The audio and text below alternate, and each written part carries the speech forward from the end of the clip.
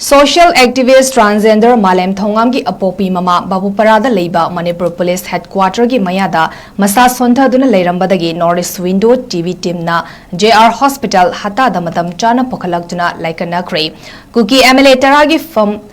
Lautok Dragadi masa matanta mai thazaduna sizagani haina khongjang sangsilibi Malem Thongambu police na fakraba matung haujik JR Hospital damhaki mama laikanari ningsing bayai Malem Thongam transgender activist sama oina Manipur gi haujik leriba crisis asiga mari lenena kuki MLA tarabu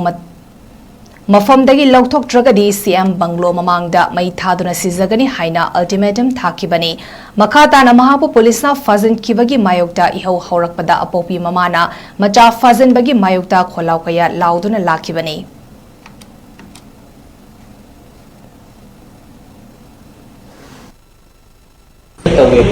ꯑꯩꯈꯣꯏꯅ ꯄꯤꯔꯤꯕ ꯍꯤꯗꯥꯛꯁꯦ